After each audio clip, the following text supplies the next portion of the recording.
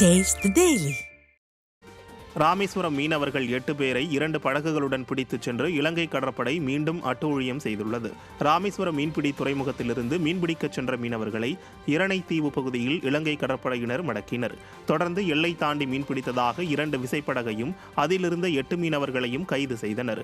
அவர்கள் அனைவரும் தலைமன்னார் அல்லது கிளிநொச்சி மீன்பிடி துறைமுகத்தில் மீன்வளத்துறை அதிகாரிகளிடம் ஒப்படைக்கப்பட உள்ளதாக இலங்கை கடற்படை செய்தி தொடர்பாளர் தெரிவித்துள்ளார்.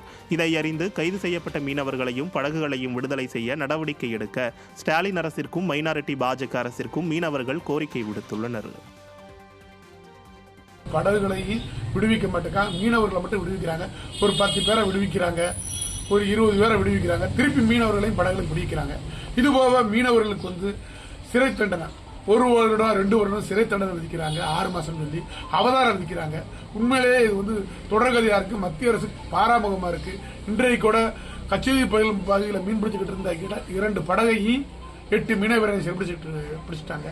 உடனே மத்திய மாநில அரசுகள் துரித நடவடிக்கை எடுத்து இந்த மீனவர்களையும் படகுகளையும் விடுவித்து தரணும். திருவண்ணாமலை மாவட்டம் ஆரணி அருகே சாலையில் வேகத்தடை அமைப்பது தொடர்பாக ஏற்பட்ட தகராறில் திமுக உறுப்பினரை திமுக கிளை செயலாளர் தாக்கிய சம்பவம் அரங்கேறியுள்ளது. திருமணி கிராமத்தில் ஆரணி வந்தவாசி சாலையில் புதிய தார் சாலை அமைக்கப்பட்ட போது அரசு பள்ளி அருகே இருந்த வேகத்தடையை அகற்றி வேறு இடத்தில் போடப்பட்டதாக கூறப்படுகிறது.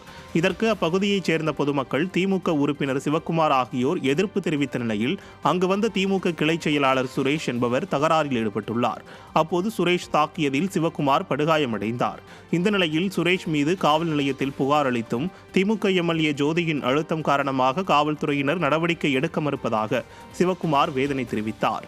மேலும் தனக்கும் தனது குடும்பத்தினருக்கும் பாதுகாப்பு வழங்க வேண்டும் என கோரிக்கை விடுத்துள்ளார். நிர்வாகத்திறனற்ற ஸ்டாலின் ஆட்சியில் திமுகவின் உடன்பிறப்புக்கே பாதுகாப்பில்லாத அவல நிலை இருப்பதாக பொதுமக்கள் வேதனை தெரிவித்துள்ளனர். சுரேஷ் தலைவர் இங்கே தான் போட சொன்னார், அவர்கிட்ட தான் நீங்கள் பேசணும் அப்படின்னு சொன்னாப்புல. அதுக்கப்புறம் என்னை ஃபோன் பண்ணி வர வச்சாங்க. நான் போயிட்டு கேட்கும் போது நீங்களும் ஆச்சு சுரேஷ் ஆச்சு, நீங்கள் சுரேஷ்கிட்ட பேசிங்கன்னு சொன்னார். சுரேஷ்ன்றது திமுக செயலாளர், கடந்த 10 வருஷமாக திமுக செயலாளர் தான். நானும் திமுக தான். ஊரில் பண்ணுறது எதுவுமே பிடிக்கல. ஊர் ஜனங்களுக்கு எல்லாமே ஊருக்கு எதிர்ப்பாக தான் பண்ணுறாரு. மீன் இடம் கவர்மெண்ட் இடத்துல கொண்டு போய் விட்டு எதுவுமே தரல. ஊரில் நஷ்டம் நிறைய ஏற்படுதுன்னு சொல்லிட்டு அவருக்கு கெட்ட பேர் நிறைய இருக்குது. இதை நான் தட்டி கேட்டு ஏற்கனவே யுத்தத்திலே போடுங்க, இல்லை அங்கே போடாதீங்கன்னு சொல்லும் போது அவங்க என்ன சொன்னாங்க, கரெக்டுக்காரு நாங்கள் எங்கேயுமே போடலப்பா அப்படின்னு சொன்னாங்க. அதுக்காக நான் சரி எம்எல்ஏ கிட்ட பேசி நாங்கள் யுத்தத்திலே போட்டுக்கிறோம், மாவட்ட கலெக்டர்கிட்ட பெட்டிஷன் கொடுத்து அப்படின்னு சொன்னோம். இதுக்கு அவர் என்னை அடிச்சு விழா எலும்பு உடச்சிட்டாரு.